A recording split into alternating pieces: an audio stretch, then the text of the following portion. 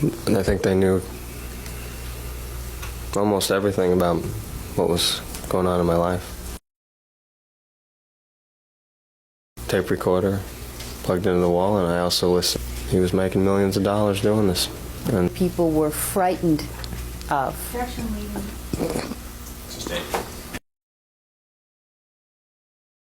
And discuss a deal. My dad flew out personally. Did your dad seem to be pretty brave in terms of the people that he did business with? How did your dad seem with regard to the people he did business with? He seemed fearless. He talked about doing business with Barry Gordy, other, he had conversations about Noel Bloom, and he basically had confrontations with these people in which he felt that they were afraid of him, and he was not afraid of them. And these are the stories he would tell you? Yes. Now, in terms of the politics and move out of the state. Okay, did he talk to you about going into politics? Yes. And where was he going to move? You said he was going to move out of state. Where was he going to move? Florida. And I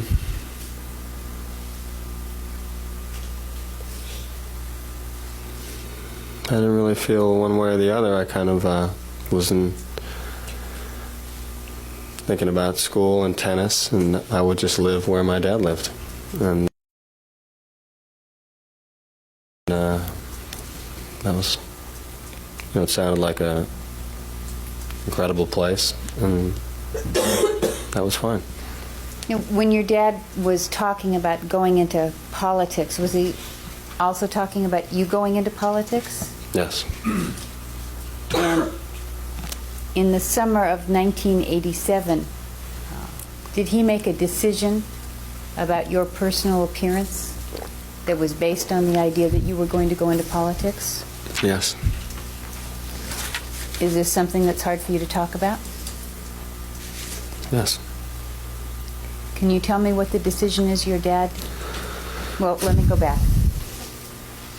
Had you started losing some hair earlier in your life? Yes. How old were you when you started noticing that you were losing some hair?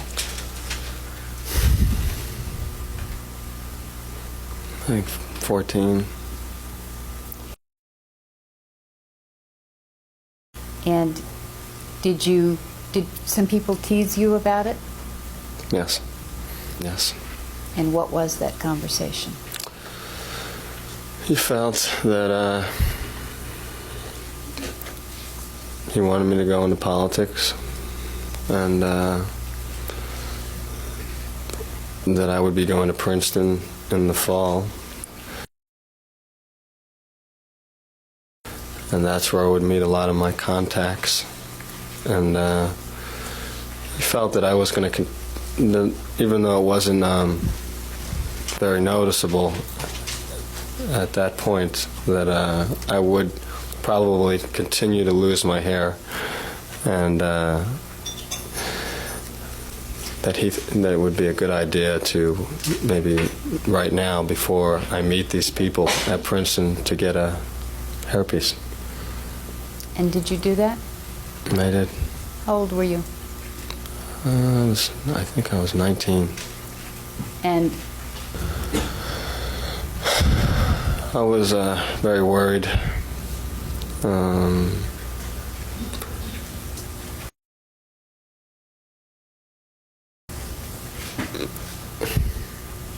Mostly for superficial reasons like dating and stuff. I had a girlfriend at the time,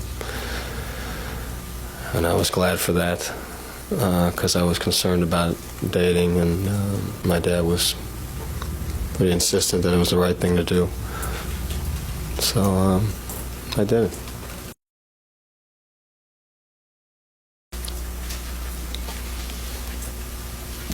during this period of time, the 1986 to 1989 period, did your dad continue to have a lot of control over your life?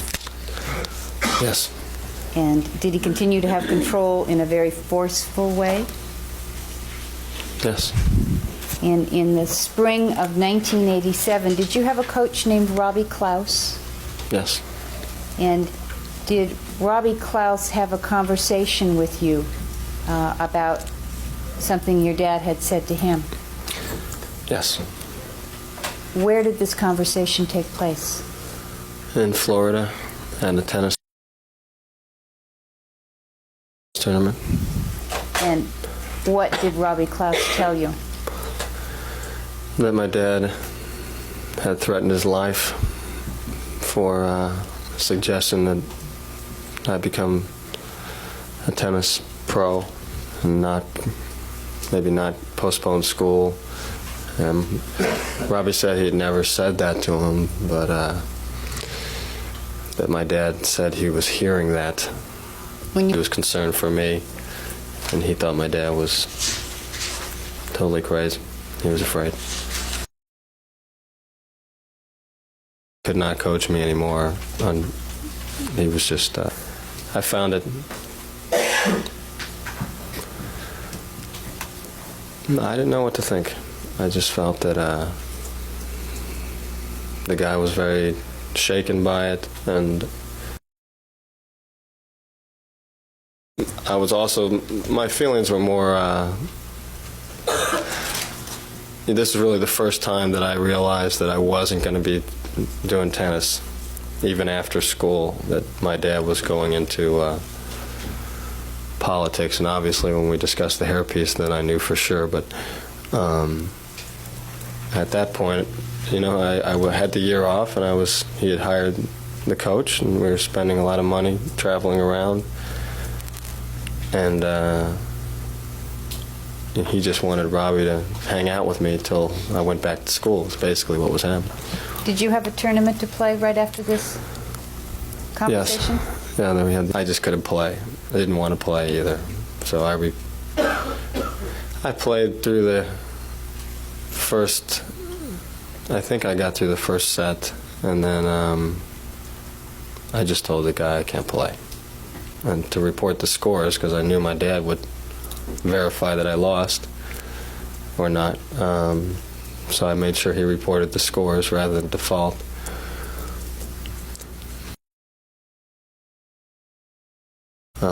So he had checked up on you? Yeah. Well, what would happen if you just defaulted? What if you said, you know, Dad, I was really upset about your conversation with Robbie, and I couldn't play. Why couldn't you do that? I didn't do it because we had you know, he had physically hurt me when I didn't do things his way, and I just felt that he was extremely tense during. 19 years old at the time? Yeah.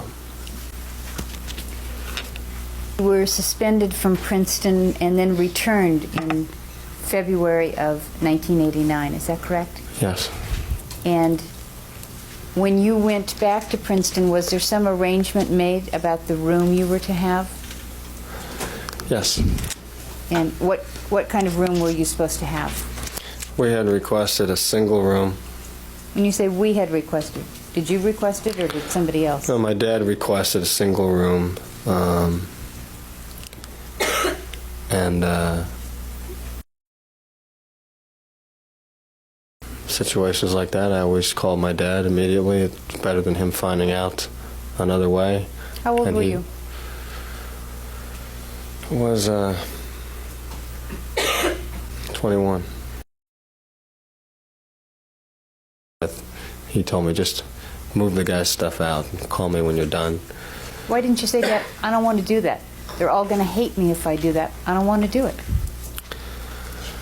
I told him that it wasn't a good idea. I didn't think, but I couldn't just. I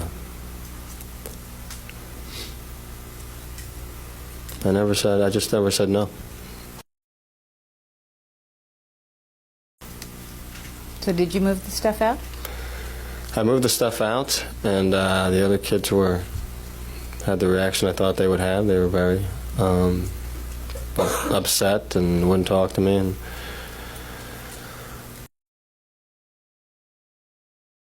My dad found out. I don't know how, but he found out. And, Found out that you were in the hall? yes. Okay. And he was furious that I was in the hall. And basically didn't want to talk about it. Told me to go down, talk to the head of the college, and demand a new room. Did you want to do that? I wasn't happy in the hall, but I didn't. I had already checked into it, so that I was great. I found a room, and he obviously couldn't handle the situation. He was going to call himself. How'd you feel? I felt like the semester was not starting out very well, and really wasn't surprising to me that the guy was in that mood. That's why I was nervous to begin with when he called. I just tried to tell the guy that, I didn't have You any. were back around all of the people that you'd been around with in the beginning when you'd had the trouble by moving the guy's stuff out? Yes, Were they friendly to you? they were not friendly to me. Were you happy your dad had interfered in that way? No, I was just complaining to my Aunt Terry that my whole situation at school was so bad that I just would prefer to live with her.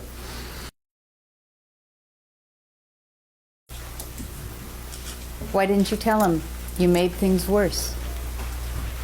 He just didn't tell my dad he was doing the wrong thing. My dad was a brutal guy. He did what he wanted. He was a very, even little problems like this, he had very severe solutions, and they almost always worked.